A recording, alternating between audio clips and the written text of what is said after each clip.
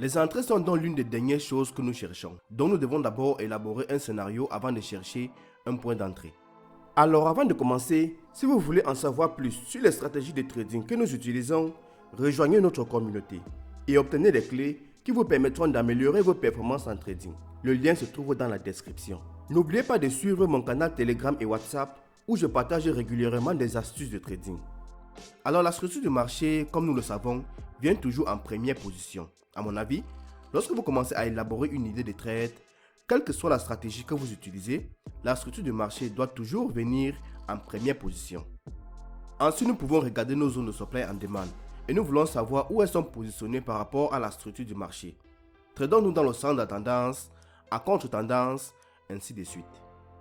Puis nous pouvons commencer à chercher d'autres facteurs de confluence comme par exemple les figures chartistes, les indicateurs techniques ou encore les niveaux de liquidité. Enfin, la dernière confluence que nous regardons est le prix. C'est-à-dire que nous voulons savoir dans quelle zone se trouve le prix par rapport au niveau que nous surveillons.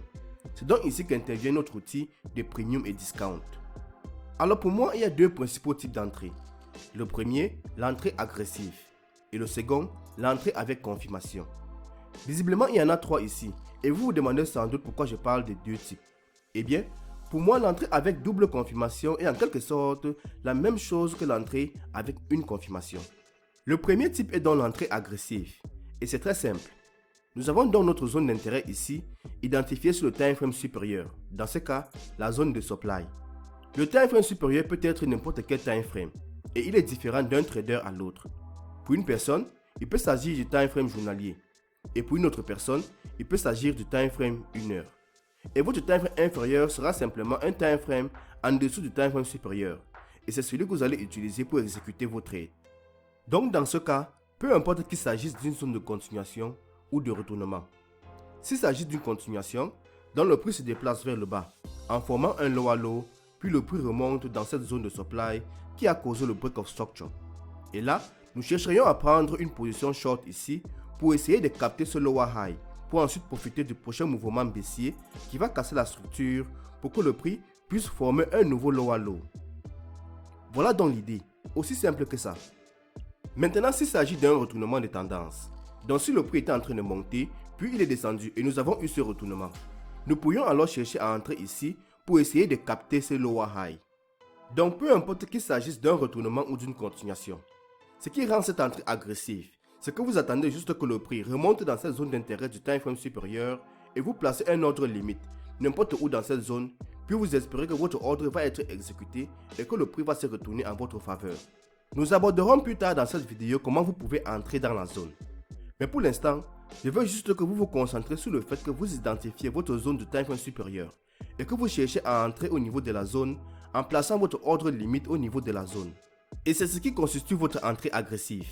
Et surtout, n'oubliez pas que votre stop doit toujours être derrière la zone et que votre entrée peut se faire n'importe où dans la zone.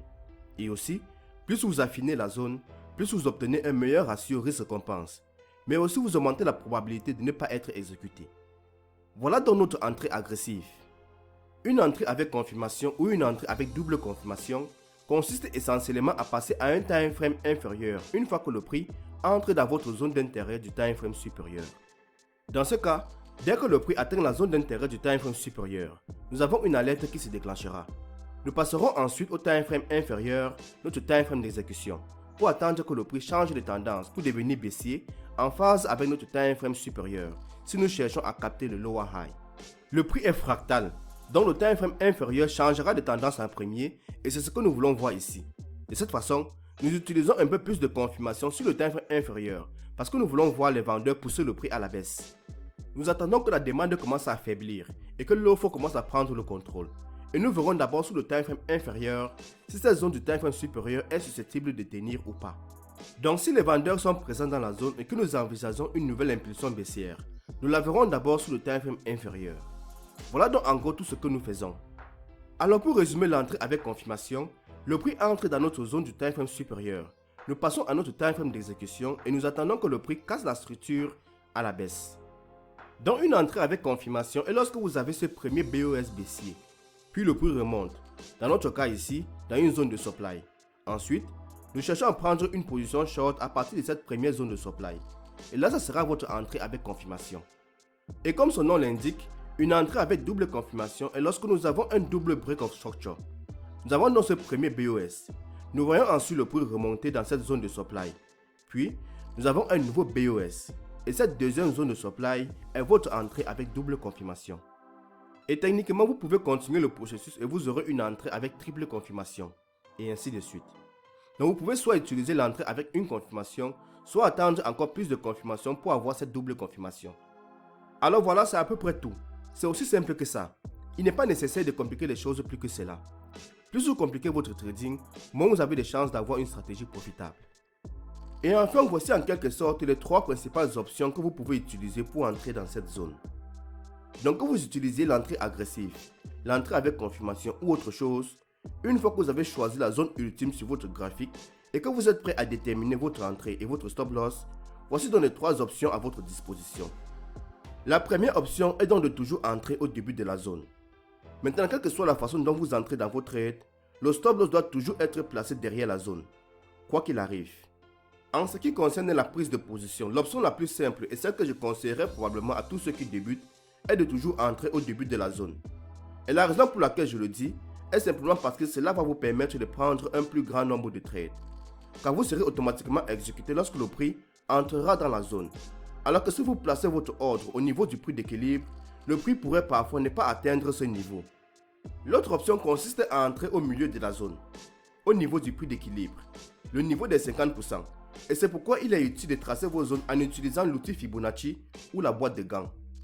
Et enfin, la dernière option consiste simplement à utiliser un stop loss fixe. C'est-à-dire que vous utilisez le même nombre de pips pour tous vos stop loss. Je ne recommande pas vraiment cette option aux traders débutants, car il faut avoir une certaine expérience et beaucoup de backtests pour savoir exactement combien de pips utiliser ainsi que le taux de réussite. Alors si vous êtes un débutant, essayez de garder les choses très simples. Soit vous entrez toujours au début de la zone, soit vous entrez au milieu de la zone. Et votre stop loss sera toujours évidemment juste derrière la zone. Voilà donc en quelque sorte les 3 principales options que vous pouvez commencer à explorer et à tester dans votre trading. N'oubliez pas, gardez les choses simples. Si vous avez aimé la vidéo, laissez-moi un j'aime, abonnez-vous et activez les notifications. Et aussi, dites-moi ce que vous en pensez dans les commentaires ci-dessous. Merci d'avoir regardé et rendez-vous dans la prochaine vidéo. À très bientôt.